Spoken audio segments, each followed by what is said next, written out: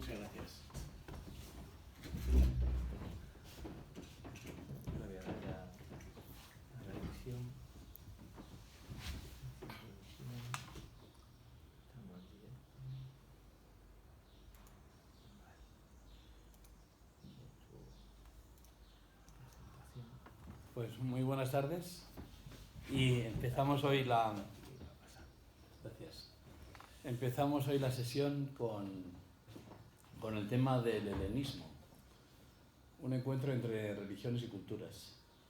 El helenismo es la época pues, que hay desde la muerte de Alejandro Magno a toda la expansión de la época griega hasta los primeros siglos de nuestra era, y haré una especie de sección de hablar un poco de San Agustín, no en general, que es muy amplio, sino un aspecto de San Agustín porque toma mucho de Platón y de Plotino, del platonismo, ¿no?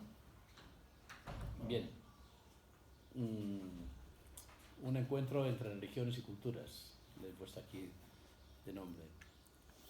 Y haciendo un poco de índice, he puesto aquí como dos aspectos gordos. Uno, Alejandría, porque en Alejandría es donde se encuentra como el centro del helenismo. No es el único sitio, pero allí hay dos cosas importantes. Una, Filón, un judío contemporáneo a cristianismo, nacido en los años 30 a.C., fue muy importante, fue el comentarista bíblico por excelencia.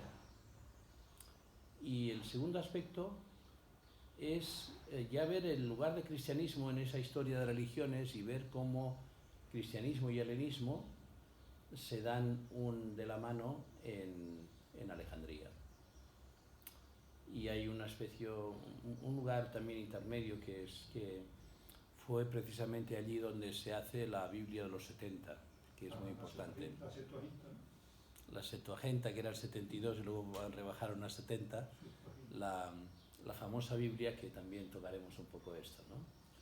Y el segundo bloque, que será los primeros padres de la Iglesia, tanto en los tiempos apostólicos como después en las escuelas principales, nos centraremos en la Escuela de Alejandría, y uno que no es padre ni de la Iglesia, pero que es muy importante y que es como el maestro de San Agustín, que es Plotino. Plotino fue el principal neoplatónico, platónico que podemos ver. Vamos a desgranar estas cosas.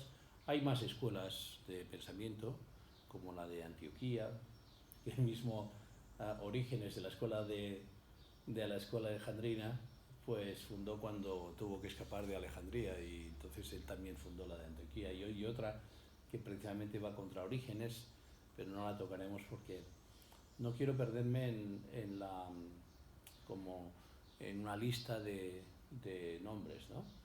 Como digo, acabaremos viendo la escuela latina, la Iglesia latina, que aunque tiene otros representantes como Tertuliano, pero el más importante es sin duda San Agustín.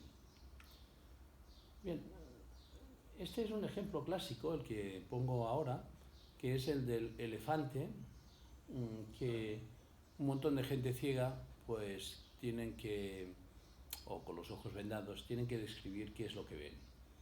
Esto se ha usado para muchas cosas, es un ejemplo oriental que nos sirve para ver que pues el que está arriba con las orejas que se mueven dice un ventilador, el que está delante tocando los colmillos una lanza, y así cada uno va descubriendo pues que el elefante tiene distintas perspectivas, como la verdad tiene distintas perspectivas. La verdad no la tiene nadie. La verdad, los que creemos en la verdad, porque en el nihilismo ni siquiera hay concepto de verdad, la verdad está, como veremos en esta época, en el mundo de las ideas, es decir, el mundo más allá del que estamos, y podemos acercarnos a verla. Yo pienso que en ese sentido aunque podríamos profundizar y nos llevaría lejos, lo más sencillo es citar a Machado, ¿no? Tu verdad no, la verdad, ven conmigo a buscarla, la tuya guárdatela.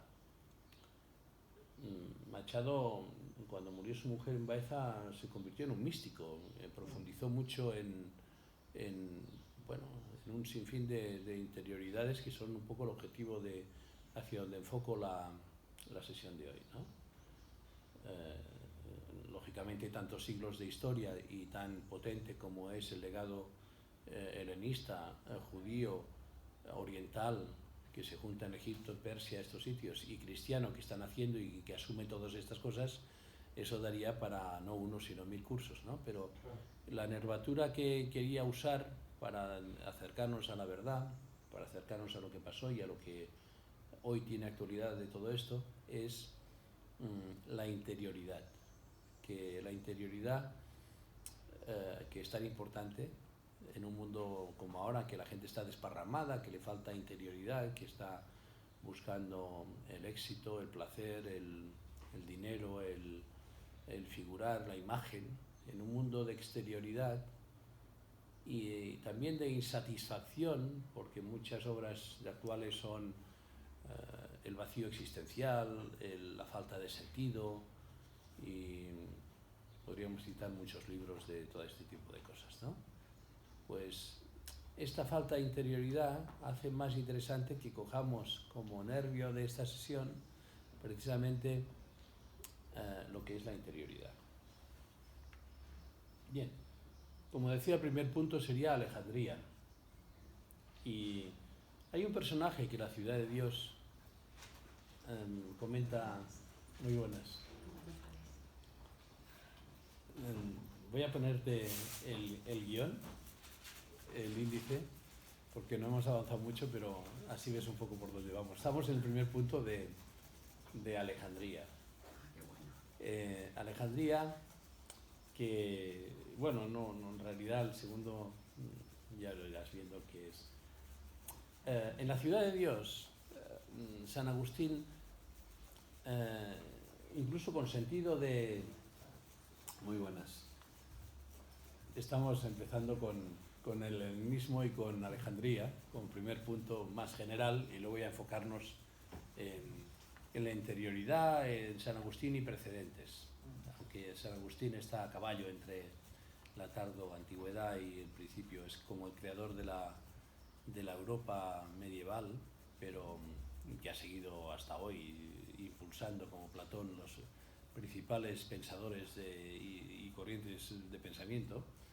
Pues en la Ciudad de Dios, San Agustín parece que se ríe de todo el mundo antiguo, pero hace un divertimento que es explicar cómo era el mundo antiguo, que él ve que se está superando, y uno de los personajes que coge para explicar todas las corrientes que había en aquel momento era Varrón, como un pensador, un enciclopédico que tenía entonces.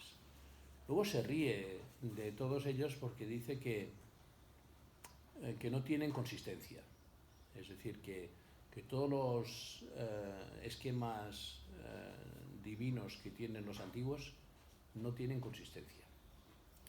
Y cuenta de que hay tres teologías. La teología mítica, que es la de los poetas, que como bien sabéis, Platón pues quiso apartarlo, aunque él puso mitos, es decir, él estaba en contra de la teología mítica, pero no de los mitos, porque el mito es el lenguaje que podemos usar, y es muy actual, muy contemporáneo. La narración, toda la historia de nuestra vida se basa en las historias que hemos escuchado. Es lo que nos han contado desde pequeños. La narrativa, nosotros en el fondo somos narrativa, somos el sentido de nuestra historia, no somos teoría, somos nuestra vida, que es una narración, ¿no? Y el mito es un tipo de narración. Pero basarlo todo en lo que se llama teología mítica, la de los poetas, pues es muy etéreo. No tenían por dónde coger aquello. Y la manifestación pública de esta teología eran los espectáculos públicos. Montaban un gimnasio, montaban una olimpiada, nombraban Dios o semidios a quien ganaba el maratón o lo que fuera, ¿no? Bien, bueno, el disco, el maratón murió pero después supongo que se incorporó a las Olimpiadas, ¿no? El disco, la gimnasia, lo que fuera. Un segundo tipo de teología es la física, y esta es la de los filósofos. El concepto de naturaleza que tiene entonces marca un motor inmóvil, Dios es el uno, el absoluto, y ya van viendo cómo van montando todo un sistema. Y precisamente en Ciudad de Dios, San Agustín dice que la teología cristiana da un sentido nuevo a la teología natural, que desmitologiza y le pone racionalidad. Pero en este tipo de pensamiento, que podríamos llamar también ilustrado o de tipo de la ilustración, no hay Dios, hay divinidad. Es un Dios relojero, no hay un Dios afectuoso, padre, cariñoso. Va por su cuenta los dioses y en cierta forma se puede prescindir de Dios para explicar la naturaleza. Y un tercer tipo de teología, política civil, que es la del pueblo, que tiene culto. Ahí no hay ni siquiera dioses reales, son inventados. Aunque mueren por ellos, porque la religión tiene que poder mandar y decir que el emperador tiene un poder divino. Es decir, que si vas contra los dioses, eres ateo, eres incívico. Y ese será el pecado de los cristianos y otros monoteístas, como pueden ser los judíos o ahora el Islam, porque el monoteísmo absolutiza, no juega con dioses que nos inventamos, ¿no? El monoteísmo absolutiza la divinidad en una persona y no deja que podamos jugar a tener más dioses. Y en ese sentido es un peligro para el Imperio Romano. Y es un peligro para cualquier juego de jugar a invenciones divinas, ¿no? Y es un peligro incluso para la laicidad, pero sí los laicistas. Unos laicistas, por ejemplo, franceses, pueden ver en los cristianos o musulmanes o otros, pueden ver un peligro para una convivencia sin... La diapositiva que quiero echar una foto a la anterior. ¿Cuál? Esa, la primera,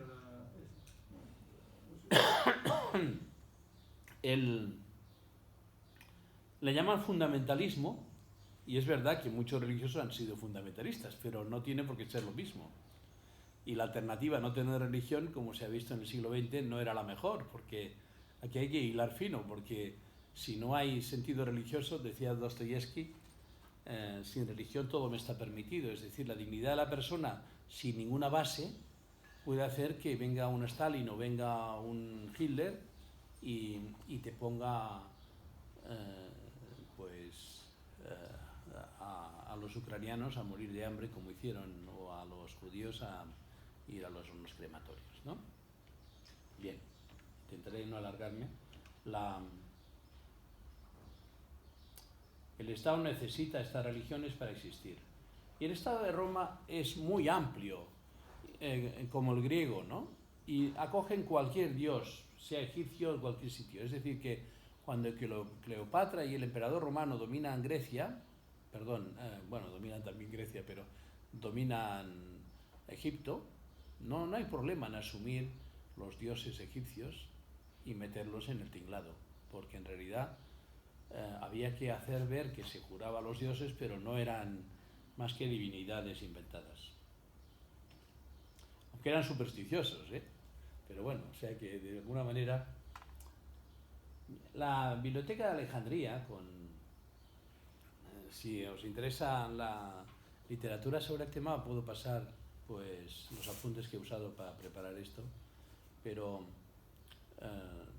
ahora prefiero no leer mucho ni poner datos, sino simplemente decir que fue una biblioteca que llegó a tener 400, 700.000 ejemplares, y algunos dicen que murió por Hipatia, porque al matarla los cristianos la quemaron la biblioteca y otras cosas, pero no está muy claro. Hubo un incendio en el siglo I, pero fue no de toda la biblioteca, fue una parte de un palacio.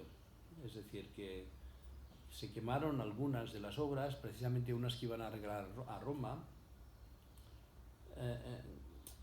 La biblioteca cayó, dice National Geographic, con la entrada de los musulmanes, que dijeron que si estaban a favor del Corán, pues ya estaba en el Corán, y si no, y si estaban en contra había que quemarlos también, ¿no? Esta es la idea que dice un reportaje de National Geographic. En realidad parece que la biblioteca desapareció por la desidia, por la falta de atención, porque el papiro, aunque en Egipto se conservan bien las cosas, si están en sitios cerrados y así, el papiro es muy endeble. Ya veremos ahora un papiro. El papiro, las plantas, había que copiarlas continuamente. Y si durante unos siglos no hay cultura, porque fue decayendo, desaparece la biblioteca. Y es una pena. La de Babilonia no sé cómo desapareció porque estaba en arcilla, ¿no? Hay que copiarlas continuamente. Dura unos siglos. No siglos, pero por ejemplo, hay un papiro famoso que era los Sirrinku, que hablaba de la historia de Egipto, de cosas, y ese tiene un montón de libros. Sí, hay sitios de Egipto que tiene, como Granada, un nivel de humedad tan bueno que no hay hongos. No, al contrario, que será seco. Que no hay peligro de que se pierda. Muy buenas tardes. Estamos hablando de Alejandría como un inicio general para encuadrar todo el sistema helenístico, que lógicamente seguiré un hilo para no perdernos en un mar un mar cultural inmenso como era entonces la Koiné, todo el mundo griego, ¿no? Y el hilo que seguiremos, si nos da tiempo, es la interioridad. En un mundo como ahora de exterioridad, la interioridad sería el hilo que nos permite aprovechar todo este bagaje para que dar nervatura a ese deseo de interioridad que vemos en el mundo de hoy y que la gente no sabe cómo entrarle. Interioridad, si es un colegio de los maristas, pues te hablan de que es el Evangelio, pero no necesariamente tiene que ser un concepto religioso, sino un aspecto humanista, ¿no? De encontrar la espiritualidad en el sentido de interioridad como la gran manera que tiene el hombre, la mujer, que tiene la persona, de ser plenamente persona. Este no es de Alejandría, pero como digo, vamos a seguir un hilo, pero hay muchos otros sitios como este de Éfeso donde había bibliotecas tan importantes como esta, de la que quedan algunas ruinas. Es decir, que en el mundo del helenismo está Corinto, está Éfeso, está Alejandría, son como las ciudades potentes, pero la de Alejandría, que estamos estudiando un poco más con detalle, es la principal. Y un primer personaje que resumiría todo el mundo, digamos, judío, es Filón. Filón, podemos decir que es un místico, que es el gran comentador de las Escrituras y que conoce en su vida al naciente cristianismo. Y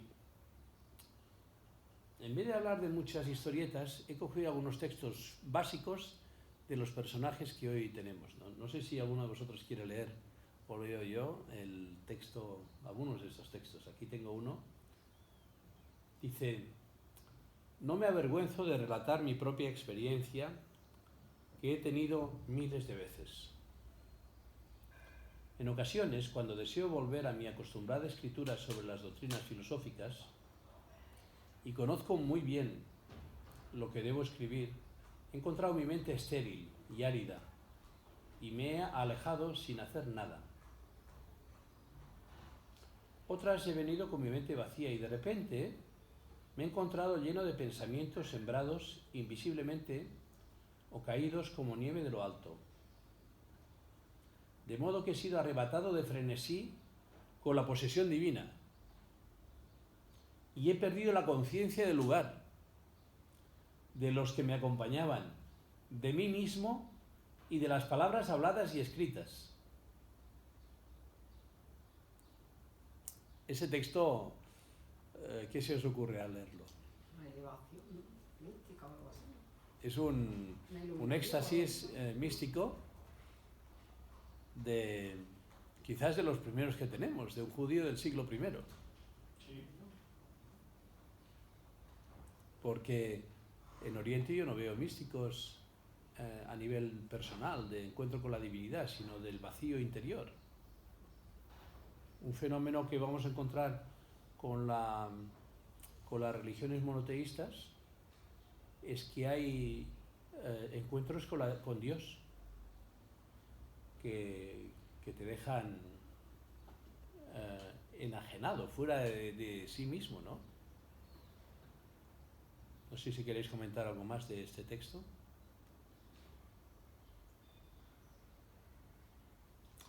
El desierto anterior, Pero Filón era judío, ¿no? sí. Sí, es que ¿Era del siglo II, es contemporáneo nació el año 30 antes de Cristo, que como de más o menos nació pues 20 años antes que Jesús. Entonces era contemporáneo de historiador Flavio Josefo también. Yo pienso que es posterior, pero el problema de Flavio Josefo es que era tan bueno, que hicieron algo que lo mataron, que es lo mejoraron. ¿Qué? Que todo lo que es bueno se lo cargan. Lo mejoraron, lo hicieron tan cristiano que ya no te crees exactamente qué es lo que escribió Flavio Josefo, el judío. Fue el 37 después de Cristo, ¿no? No, nace el 37. Nace el 30 y pico antes de Cristo. No, después de Cristo, por aquí. No, el Filón de Alejandría nace antes. No, digo el Flavio. Flavio después. Pero que el problema de Flavio es que en las antigüedades cristianas Sí. no encontramos un original fiable, sino que hay interpolaciones. Pero bueno, la historia de los judíos del de Cristo, ¿no? Sí, pero que hay algunos textos, porque no se han encontrado, los textos enteros no están, ¿no?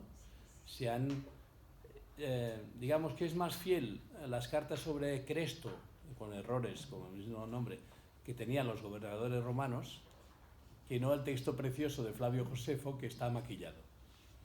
Pero bueno, Filón en cualquier caso es contemporáneo y vemos que es un místico que escribe mucho, pero quería fijarme solo en algunas ideas que me parecen especialmente interesantes. Fijaos que hay un desierto antes de la iluminación. El gran padre de la iluminación es Platón, que habla de que Sócrates tenía arrobos, se paraba y no sabía dónde estaba, a veces se encontraba como extasiado. Pero no eran éxtasis religiosos, eran éxtasis filosóficos. Ahora estamos entrando en un camino místico que beben de, lógicamente, la iluminación de Platón y que culminará en San Agustín y la línea posterior, como aquí estamos el Colegio Mayor de los Franciscanos, pues es la línea más mística que ha seguido la historia y otros, ¿no? San Buenaventura, etcétera, ¿no? Pero aquí encontramos que después del desierto de aridez hay un momento de éxtasis, de visitación divina. Eso podríamos verlo en Teresa de Jesús, en San Juan de la Cruz, en muchos otros, pero aquí vemos un elemento muy primario, ¿no? de estos primeros años. Y además, cuando estás delante de esto, que San Pablo dirá, me elevé al séptimo cielo, no te importa lo demás. Trabajar mucho en una cosa, estás a un nivel superior y aquel trabajo pues no es lo primero en aquel momento. Bueno, ¿estáis ya cansados de textos o leo este también? Mientras nuestra mente derrama luz de mediodía, por así decirlo, sobre el alma entera, brilla en torno a nosotros y nos acompaña, estamos en nosotros mismos y no estamos poseídos. Pero cuando esta luz alcanza su ocaso, entonces cae sobre nosotros éxtasis e irrumpen posesión divina y locura. Porque cuando la luz divina brilla, la luz humana se oculta. Y cuando la divina se oculta, la otra se levanta y brilla. Y esto solía ocurrirles a los profetas.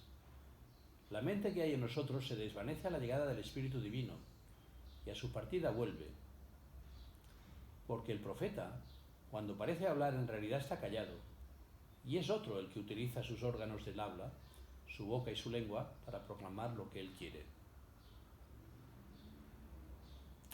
Los griegos hablan de daimon, la ética es daimónica, ¿no? Que es daimon es demonio, pero en un sentido espiritual de fuerza divina que tenemos dentro, una musa, diríamos ahora, ¿no?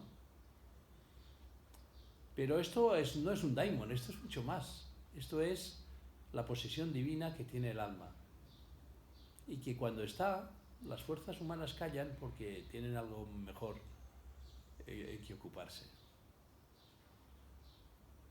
Pero me gustaría que contarais algo sobre lo que os sugieren los textos, porque me parece que son muy ricos en el contexto que más que ver las batallas de conquistas y de pensadores, es mejor detenernos en unos pocos textos y ver cómo ahí arranca algo especial, que es la mística.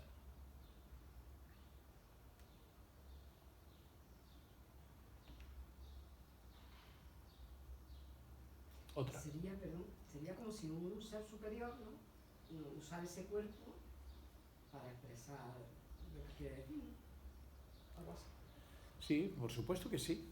Y esto, aquí lo hablan las personas que están como en contacto con las cosas de Dios, pero esto puedes hablarlo de...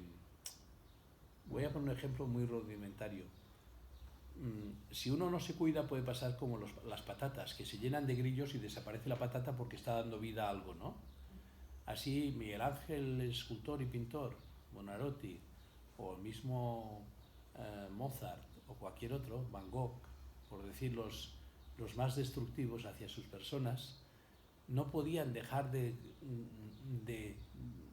seguir esa inspiración que les llevaba a tener que producir esa belleza, esa fuerza, sin saber ellos que también es divina, pero habían descuidado su persona. Es decir, A crear.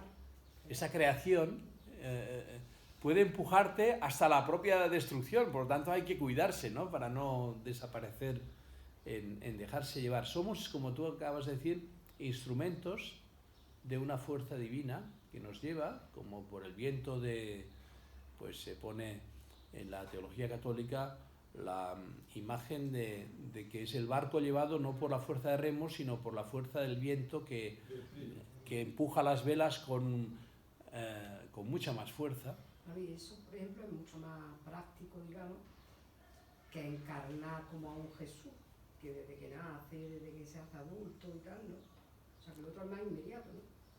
Esto sí, ya la encarnación de Jesús, que podemos tocarla, pero como ya la conocemos muy bien, yo pienso que la encarnación de Jesús nos enseña también el aspecto de que hay que hacer las cosas a su paso, ¿no? En la vida, y que esto viene cuando no te esperas. El desierto, por así decir, toda la preparación es necesaria para que haya este encuentro. Ese encuentro no viene...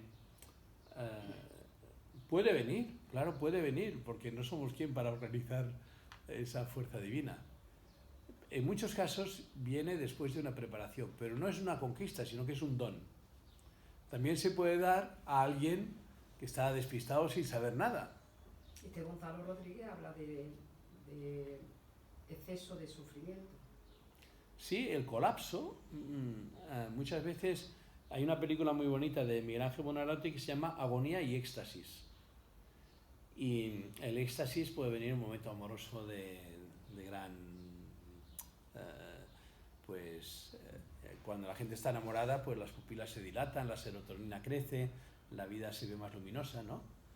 Pero no solo viene por ahí, sino que muchas veces es por el colapso del sufrimiento cuando uno ya no puede más.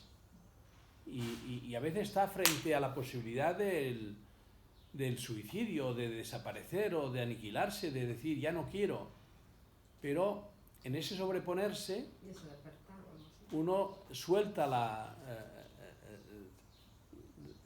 deja que todo fluya, suelta la resistencia. Suelta la resistencia. A mí me pasó una anécdota que no recomiendo, pero que es tal como yo la viví. De pequeño me tiré en un sitio donde confluían unas aguas sin darme cuenta que había un remolino. Entonces cuando nadé por ahí me tragó el remolino y yo quería salir y con toda la fuerza que hacía solo conseguía tragar agua hasta que ya no pude más y me dejé ir. Entonces salí unos metros más abajo. ¿Eh? Que menos mal. Gracias a Dios. Porque te va arrancado Es abandonarse. Ahora, Porque Pero que es un buen ejemplo para la vida espiritual, porque siempre que nos enfrentamos a algo, lo que se resiste persiste. En cambio, cuando dejamos, yo no hablo de seguir la corriente fácil, porque ya hemos hablado de desierto, de hacer un trabajo, ¿no? Pero cuando dejamos que todo fluya, y en el caso del sufrimiento decidimos dejar de sufrir porque el sufrimiento tiene una parte de resistencia, aunque el dolor persiste, pero a mí me encanta el tema porque imaginaos que la persona son unas capas de cebolla, ¿no? En la parte más interior está el alma no sufre. Y si el alma está anclada en esa aceptación, dejar que todo fluya, o aceptar que todo lo que viene, a lo mejor está por llegar, que todo lo viene es aprendizaje, la mente, los sentidos, lógicamente si es un dolor de físico intentaremos curarnos, no seremos masoquistas, ¿no? Pero un ser querido que se ha muerto, que está sufriendo y vemos que sigue su proceso, pero nos hace sufrir ver que lo pasa mal. Ese tipo de aspectos toca nuestra sensibilidad, toca nuestro corazón, toca nuestra mente. Pero nuestro sufrimiento no es omniabarcante, porque en el alma vemos que esto tiene su sentido y tiene su lugar. El alma no sufre. Y se sufre menos porque se encuentra un sentido al sufrimiento a través de la confianza de que aquello sirve para un crecimiento. No sé si me he apartado del tema, pero me parece que... Bien.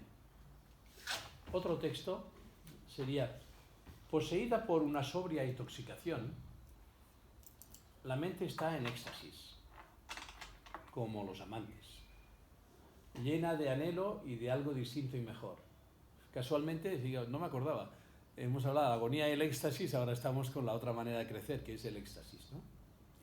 Y llevada por este deseo hacia la extrema circunferencia del mundo inteligible, piensa acercarse al mismo gran rey. Pero precisamente cuando se esfuerza por ver los rayos puros e incontaminados de la luz total, fluyen sobre ella como un torrente, de forma que el ojo del entendimiento queda oscurecido por el deslumbrante brillo. Aquí tenemos toda la doctrina de la iluminación de San Agustín, en germen. Aunque él no conociera a Filón, pero conoceremos a través de la Escuela de Alejandría, esta biblioteca, este ambiente cultural, veremos que esto llega a nosotros. Lógicamente aquí tenemos elementos orientales también.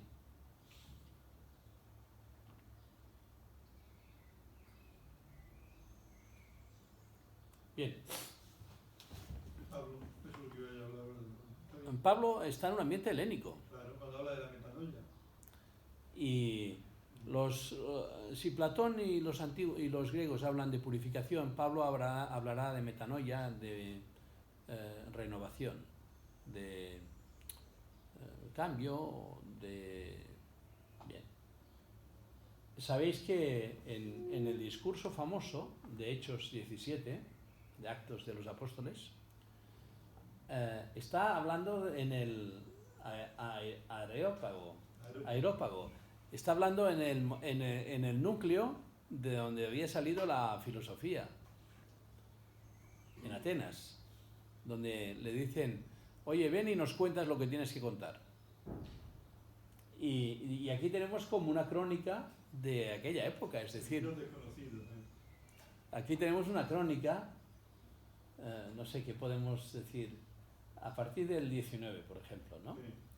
Lo tomaron y lo llevaron al Areópago, diciendo, ¿se puede saber cuál es esta nueva doctrina de que hablas?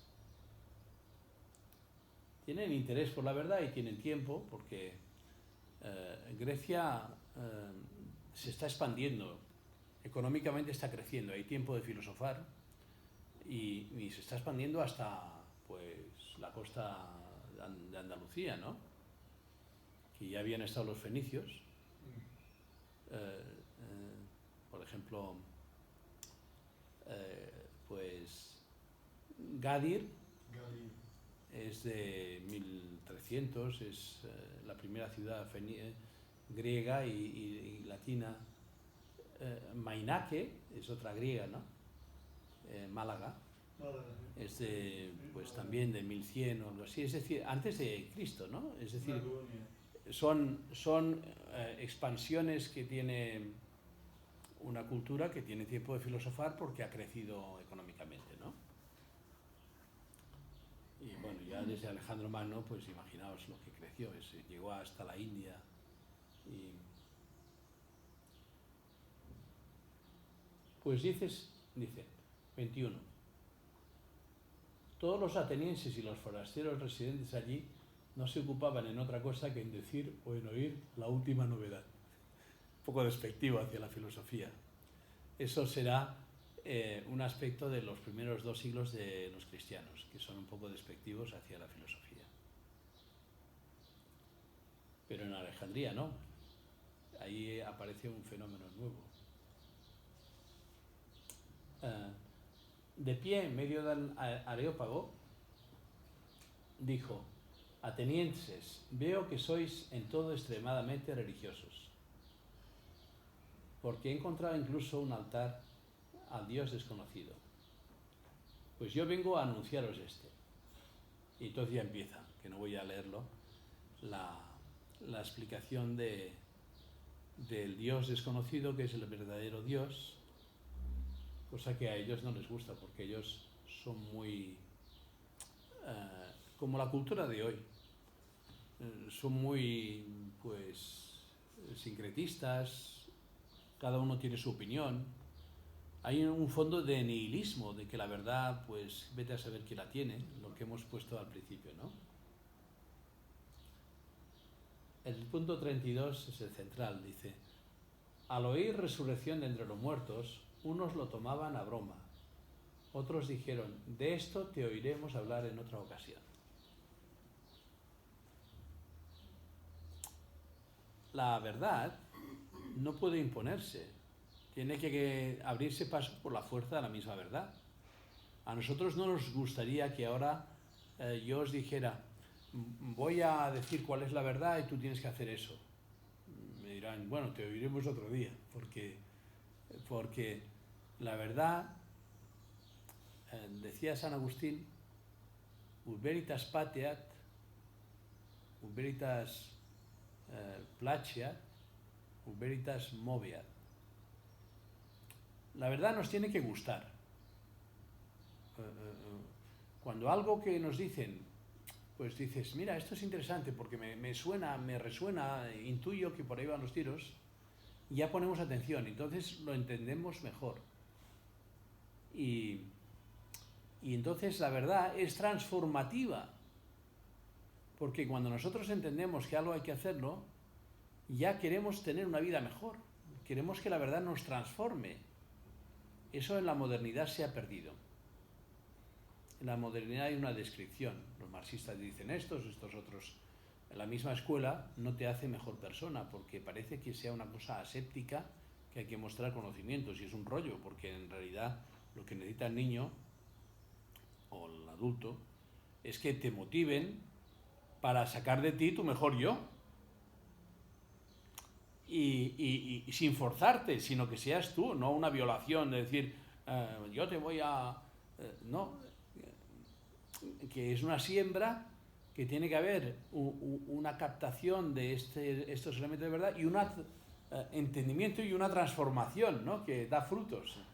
Y eso pienso que es el legado que tenemos de cómo enfocar la sesión de hoy, ¿no? Que es el legado del helenismo, con esa mezcla de elementos judeocristianos que eran a veces un poco fanáticos, porque como el Islam es escuchar a Dios y hacer lo que dice. Pero lo que aporta Grecia es la racionalidad. Es decir, Grecia aporta en el helenismo una ilustración que enriquece mucho la cultura y las religiones y la espiritualidad. Que es que si algo va contra la persona, por ejemplo, Dios dice a Abraham, mata a tu hijo, todo este tipo de expresiones, pues hacer Dios a la medida del hombre, no son religiones. Son concepciones contextuales de una época, pero el mensaje no podía nunca ser mata, porque es irracional matar. Entonces esto es la primera ilustración, que es el helenismo, ¿no? Y ahí sale Dionisio el Areopagita. Pero se escribe, ese no es Dionisio, ese otro, ¿no? No, Dionisio el Areopagita será, como hacían los antiguos, Mítico. será un nombre que usarán en la Edad Media para dar pues un título a toda una corriente mística interesante que pondrán, para que tenga más autoridad, pondrán el nombre de Dionisio, el que estaba en el discurso de Pablo, pero en realidad es posterior al siglo IV, el pseudo Dionisio que tenemos, ¿no? Bien. Bien, este es el primer papiro que se conserva del Evangelio. Por un lado hay una frase de... Papyrus Riglam. ¿Eh? Papyrus Riglam. Sí, ahora se le llama el P52, pero está en este museo del British de Inglaterra y no he puesto ni siquiera el versículo de... Hay un versículo por delante y otro por detrás, lógicamente no están seguidos, sino que es un trozo, un versículo, pero que coincide con que en ese año, años 130, 125, vemos que ese texto, hay miles de papiros a lo largo del Mediterráneo, pero no vamos a traer miles aquí, he traído el más antiguo. Pero es excepcional, porque las obras de Platón que tenemos, el primer documento es de 1000 y pico años después de la muerte de Platón. Es decir, no tenemos... ¿Era tradición oral o qué? No, las copias se han ido perdiendo. Pero la primera copia que tenemos de Platón es del año, yo qué sé, 800, 1000, lo que sea, ¿no? Pero después de Cristo. Sí. En cambio, papiros que hay miles repartidos en el Mediterráneo y concuerdan, ahora no quiero... Tan griego, Entre- ¿no? Sí. Eso No quiero entretenerme en el estudio de este papiro, simplemente decir que, como para no usar diapositivas, he puesto aquí un trozo del prólogo de San Juan que podemos leer porque va en la línea que estamos siguiendo ahora. Es el verbo. El verbo en griego es el logos, la palabra.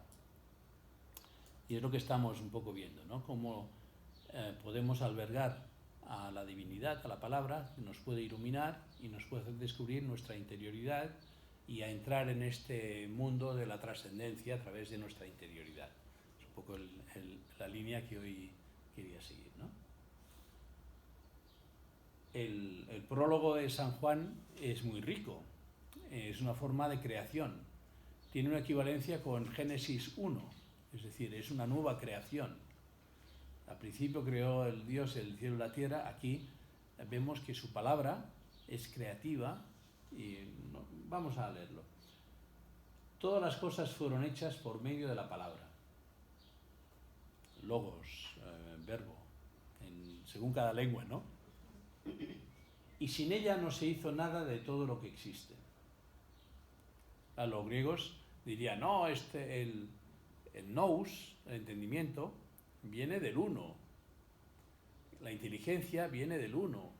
Y el uno es el que está por encima, y después viene el que trabaja, e incluso hay gente que pone muchas escalas de los judíos, los griegos, los musulmanes más tarde, Plotino, por ejemplo, muchas escalas de trabajo, ¿no? de creativas, los maestros creadores, eso sigue hasta hoy en todas las formas gnósticas. Es decir, que el Evangelio de San Juan conoce la gnosis, el gnosticismo, pero lo que hace es, ¿cómo diría?, dejar que el Verbo Divino ilumine todo lo que hay. El Verbo Divino está en las semillas que invaden todo. En toda la persona, en todas las teorías hay algo de verdad, de estas semillas del Verbo, ¿no? Y estamos en un momento de que eso se unifica no en una especie de círculos de divinidades o de un Olimpo, sino en una visión trinitaria, una visión en que es el mismo Dios que se va manifestando. En ella, en la palabra, estaba la vida, y la vida era la luz de los hombres. Aparece la luz que nos ilumina. La luz brilla en las tinieblas y las tinieblas no la recibieron, etc.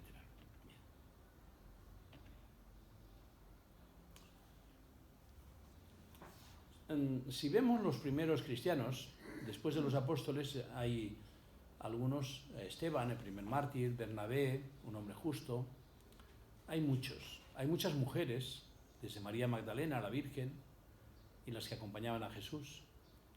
Pero siguiendo el hilo en que estamos nosotros, el primer personaje que nos interesa del primer siglo, que han estado con los apóstoles, es, hay Ignacio de Antioquía, que es discípulo de Policarpo, muchos, pero el primero que podemos hacer referencia es Justino. Justino hace sus apologías y un diálogo a Trifón. ¿Este es Justino Mártir o este es otro? Sí, Justino Mártir. Son los apologetas. O sea, los primeros padres apostólicos son apologetas. ¿Qué significa? Que hablan del espíritu cristiano en medio de un mundo pagano, pero no son filósofos. Aunque Justino podría ser el primero, pero el primer filósofo importante sería San Irineo. Pero yo me leí sus 4 libros contra las herejías, y lo que viene a decir es que eso que hemos hablado del gnosticismo, llegar a Dios a través de la mente, él dice que el cristiano supera todo esto. Es como un precedente de la ciudad de Dios de San Agustín. Bien, Justino, estamos en el siglo I, y dice que los cristianos están en el mundo y viven en el mundo romano, en estructura, y vivifican como el alma de este mundo que va dando vida al mundo, ¿no? No lo voy a leer. Pasamos al segundo aspecto después de esta introducción general, aunque en realidad Justino debería ir aquí porque es uno de los primeros padres apostólicos, ¿no? Estas distinciones de padres y todo esto parece complicada, pero en realidad apostólicos son los que están en contacto con los apóstoles.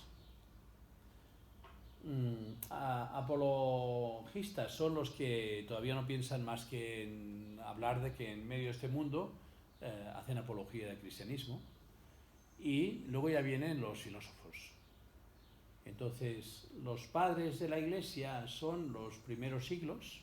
Por ejemplo, se suele decir que hasta San Isidoro de Sevilla, pero otros dirán que San Gregorio Magno de Roma, Es decir, los primeros siglos, no porque haya pasado algo especial en Isidoro de Sevilla o en Gregorio Magno, o el otro León Magno, sino simplemente porque han querido distinguir que los primeros siglos tienen más autoridad porque están más cerca del principio de la Iglesia, y los otros ya les han llamado doctores de la Iglesia o otros, como pueden ser las últimas doctoras de la Iglesia, Edith Stein, Teresa de Jesús, Hildegarda de Bingen, pero ya nos metemos en el medievo, ¿no? Vamos a centrarnos en la Escuela de Alejandría y en San Agustín.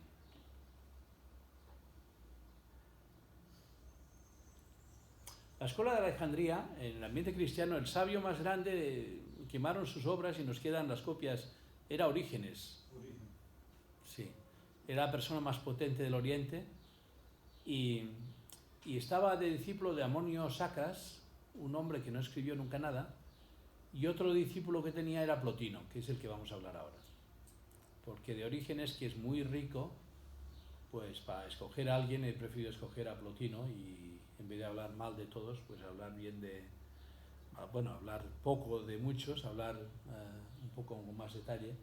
Beben del mismo, a menos que hubiera otro Orígenes, pero en fin, es la misma escuela de Alejandría. Amonio Sacas es un personaje desconocido y fue el maestro de Plotino, aunque lo que sabemos de Plotino lo sabemos a través de su discípulo Porfidio, que es el que escribe todo. Plotino es un personaje peculiar, más bien asceta, y nos viene a revelar un aspecto que no había sido escrito, y es el aspecto esotérico de los antiguos. Yo no lo sé, pero dicen algunos entendidos que había una enseñanza de Platón y de todos los maestros que no se escribía, y a eso se le llama enseñanza esotérica, secreta. Bueno, pues el primero que lo escribe es Plotino.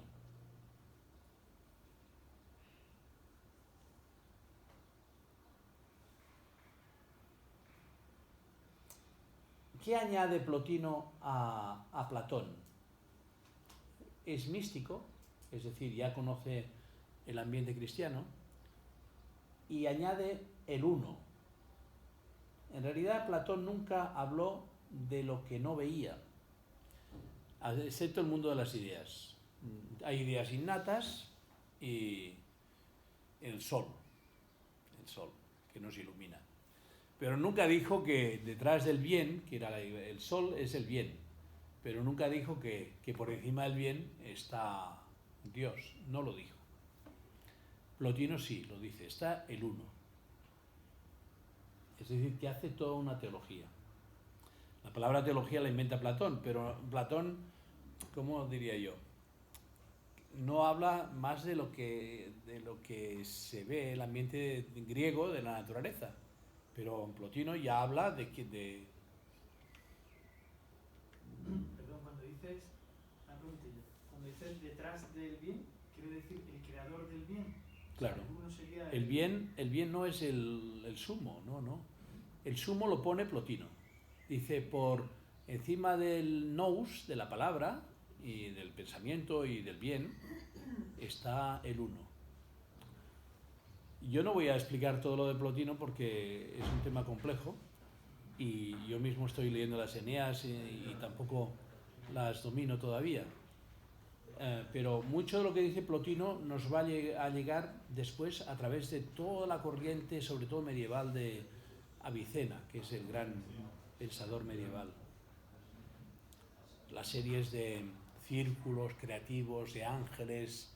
Si tú te lees el Silmarillion de Tolkien, cuando habla del momento de la música creadora, en que va Dios haciendo una música y los ángeles van tocando y van creando las galaxias y todo y aparece incluso Lucifer que dice yo no quiero tocar esto, quiero tocar otra cosa, es decir, el bien y el mal, todo esto, pues es una manera en 5 páginas que tiene Tolkien de resumir todo ese bagaje que incluso de raíces maniqueas, de un dios demiurgo más pequeñito que es el mal, que se quiere enfrentar al bien, a Dios, perdón, y en este caso Miguel, que es el bien, Micael dice, ¿quién como Dios? Establece la guerra que sale en el Apocalipsis y en otros sitios, ¿no? Estamos en el mismo ambiente. Este ambiente es el ambiente en que está Grecia, que viene también de Oriente, a través de Persia, y no estaban tan lejos los indios, porque los indios de la India, los hindús, pues aparecen como soldados en el Imperio Romano, es decir, que había movimiento de un sitio a otro, ¿no? Aquí identifica el uno con el sol. Es un símbolo platónico, en fin, me da la impresión de que el uno está por encima del sol, pero bueno, él dice eso. Mientras que el nous es la luz, y lo describe diciendo que la función de la luz es reflejar al uno, haciendo que éste se vea a sí mismo. Bien, bueno, no voy a profundizar en esto. Vamos a la mística de Plotino. Me parece que la mística de Plotino... Plotino, muy interesante. ¿Eh? Muy interesante. La mística de Plotino es sumamente interesante. Muy interesante.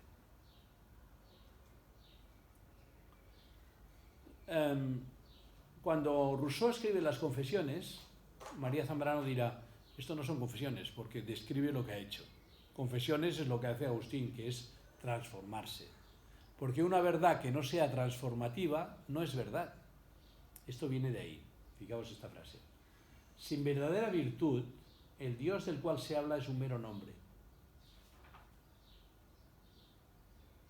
Voy a poner un ejemplo un poco burdo, para que se entienda cómo los filósofos tienen que ser místicos. En un desayuno de huevos con bacon, la gallina ha colaborado en el desayuno, ha puesto los huevos. Pero el cerdo ha hecho algo más que colaborar, está comprometido, ha dejado la carne. Muy comprometido. Está muy Está comprometido. muerto. Ah, porque está muerto.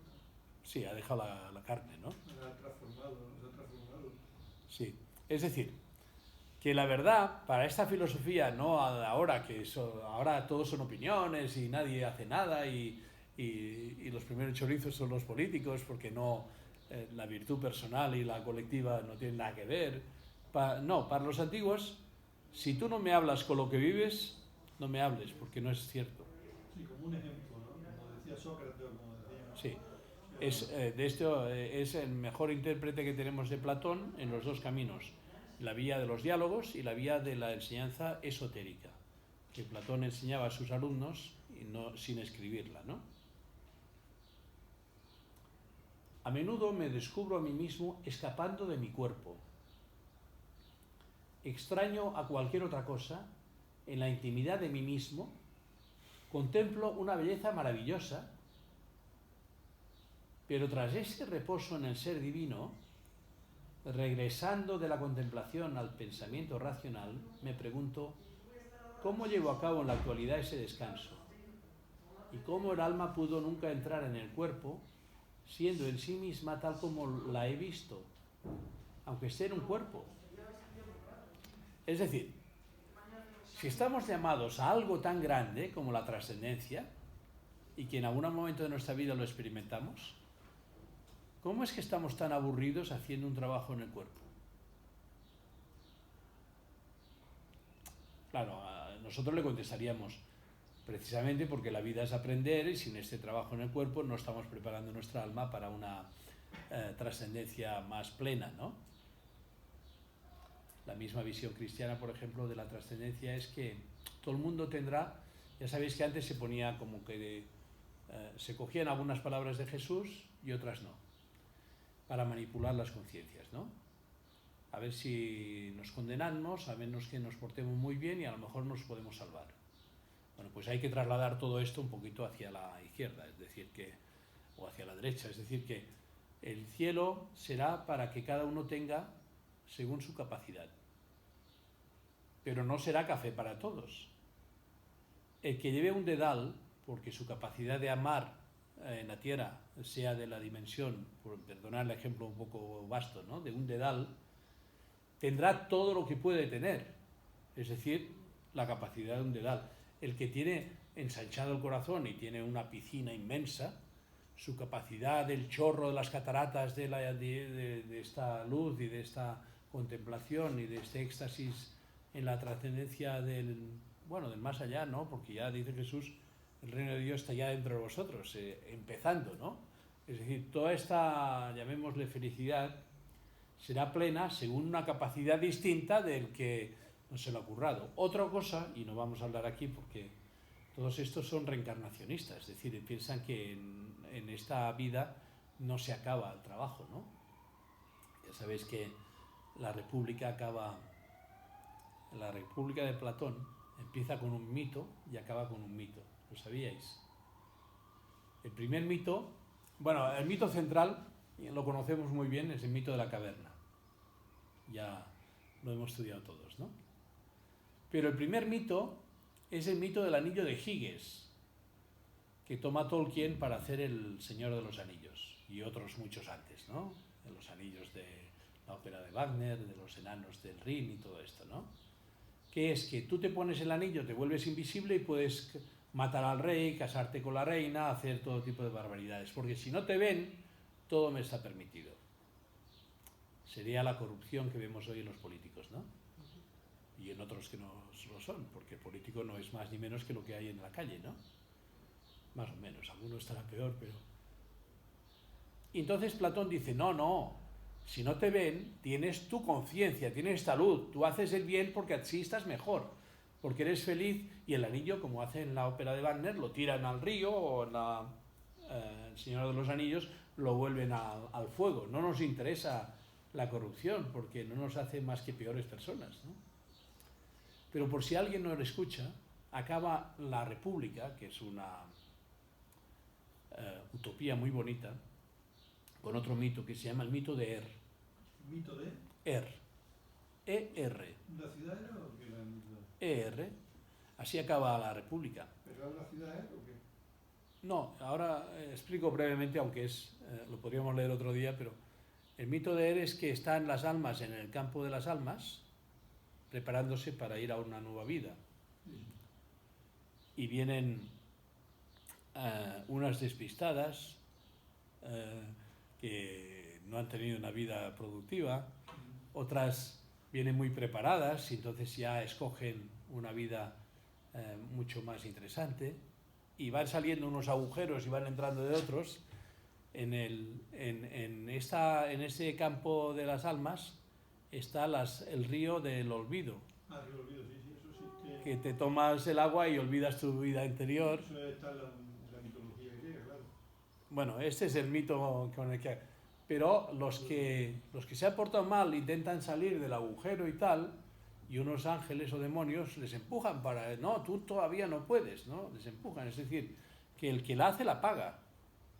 Las consecuencias de los malos actos supone un crecimiento más lento en el desarrollo del amor. Lógicamente, yo no creo en la reencarnación, pero sí creo en los mitos como formas de expresar lo inexpresable. En mi opinión personal, por si a alguien le interesa, es que todos estos, el mito es un elemento oriental de rito tardío, que no está en los Vedas. Está ya en los Vedantas finales, en los Upanishads, es decir, que no es un dogma absoluto, es un dogma relativo para intentar explicar lo inexplicable, ¿no? Pero yo veo que hay cosas mucho más explicables, que no son la reencarnación, que es... Ellos ven esta Tierra como lo único que existe, pero tal como conocemos el universo, nos reímos de que esto sea lo único que existe. Sabéis que la mayor parte del universo no lo vemos porque se está expandiendo a una velocidad superior a la velocidad de la luz. Por tanto, las estrellas no es que vayan a una velocidad superior a la luz. Es decir, sí van, pero no van necesariamente, sino que es como un globo en el que pintas estrellas y lo estás hinchando. El espacio se está creando ahora mismo a una velocidad que es inconcebible para mí, superior a la velocidad de la luz. Es decir, y algunos hablan de multiversos y de que, es decir, cuando vemos que nuestro sentido del espacio se ha roto por todo esto que estamos diciendo, ¿cómo vamos a alimentar la existencia a una sola dimensión? si hay muchas dimensiones. Por ejemplo, hay gente que está en contacto con los que ya han muerto. En realidad no están muertos, dice Jesús, viven en el Señor. Es decir, que hay otras dimensiones, ¿no? 40 se supone, ¿no? 40. Ahí hablan de 40 dimensiones y en la línea, por ejemplo, de Gerardo Smelny y otros. Pero, ¿a dónde voy? Que puede haber 1000 cosas que yo no conozco y no necesariamente tengo que perder mi personalidad, mi identidad, para seguir evolucionando en otras situaciones, llamémosle existenciales, ¿no? ¿Me he explicado o no? ¿Sí? Quiero decir, lo que llamamos, por ejemplo, cielo. El infierno ya lo hemos quitado bastante, ¿no? Porque el infierno ya está aquí para los que sufren, ¿no? O para los que necesitan seguir sufriendo, como les dan tortas a los que quieren salir. No, vosotros todavía no saléis, tenéis que seguir purificándoos, ¿no? Que es la idea judía del purgatorio, ¿no? Cuando yo era pequeño decían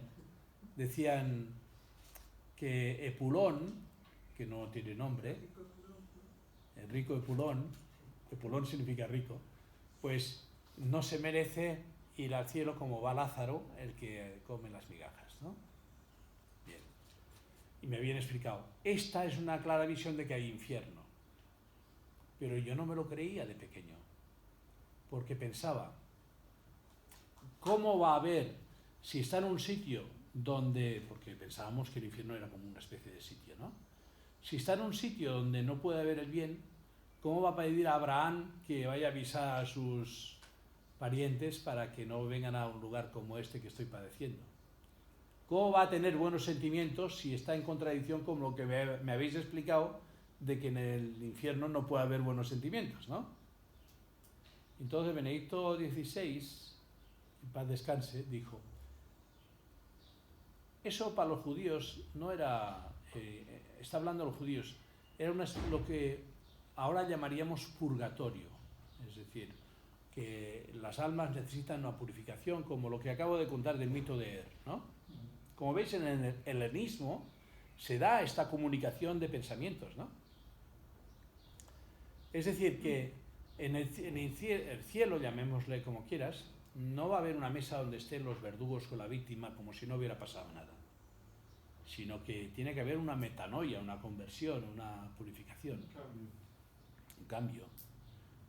Pero como de esto no sabemos nada, simplemente decir que no es que unos van al cielo y otros van al infierno, no.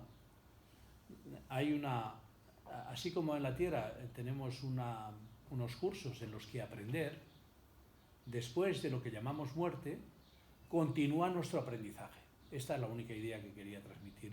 Pero desde una óptica de reencarnación o de resurrección, ¿no? No, para mí no hace falta. Para mí no hace falta volver aquí, porque si hay. Que el alma continúa viviendo, da igual, al final que el alma continúa. El alma, todos estos están hablando de que desde Pitágoras y antes, Sí. y los antiguos desde Oriente, todos tienen claro Mente, alma y cuerpo, que el alma sigue. que el alma sigue. Sí. Simplemente El alma es digo. la esencia de Dios. El alma es luz. Que el alma es la esencia de Dios. Sí, no solo eso, sino que si hubiera tiempo ahora hablaríamos de cómo antes de estar aquí estábamos en Dios y tenemos una nostalgia de hacer nuestro camino a la tierra y volver a donde hemos nacido. Y eso lo dicen no solo los... ¿Eh? Que San Agustín lo decía. Esto es lo que decía San Agustín. ¿Cómo lo sabes? Porque dicen que San Agustín... ¿Qué? Ah, que no, pero tú te refieres a sí, pero efectivamente, tú has pillado que cuando dice la famosa frase, nuestro corazón está inquieto y no tiene paz hasta que descansa en ti, en definitiva, eso va en consonancia con su pensamiento, que luego tiene que rectificar porque él sigue las directrices a la Iglesia.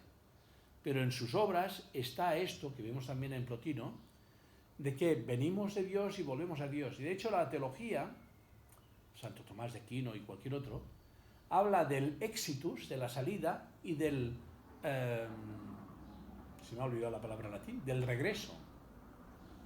De salida y regreso a Dios. Pero dogmática, o los dogmas, o como quiera llamarle, han impedido que este pensamiento tan bonito podía como desarrollarse más, ¿no? Bueno, me estoy enrollando mucho. Yo pienso que tendríamos que hacer un... Todo esto es Sí, platónico. hay que parar un poquillo. ¿Cómo? Que me suena que todo esto es platónico, ¿no? Totalmente. Plotino es la mejor traducción que tenemos de Platón. Aunque no sabemos si él puso algo, también Amonio Sacas, pero que recoge no solo los diálogos de Platón, sino también el pensamiento esotérico. ¿Y Plotino era cristiano? Llámale como quieras, porque él era un cristiano heterodoxo. Acabamos esta frase y descansamos, pero me interesa, sí, eso, el diálogo, para que veamos el aspecto cristiano de Plotino, sin ser cristiano oficialmente, ¿no? Plotino. Bueno, hay muchos, por ejemplo, Lewis, ¿no? El famoso de la escuela de Oxford, amigo de Tolkien, ¿no? Que ha escrito las crónicas de Narnia y mil cosas de estas. ¿Amigo enemigo? ¿Eh? ¿Amigo enemigo? No tenían al final buena relación, parece ser. Pero eran del mismo círculo de Oxford. ¿Este era cristiano? Oficialmente no, pero de hecho sí.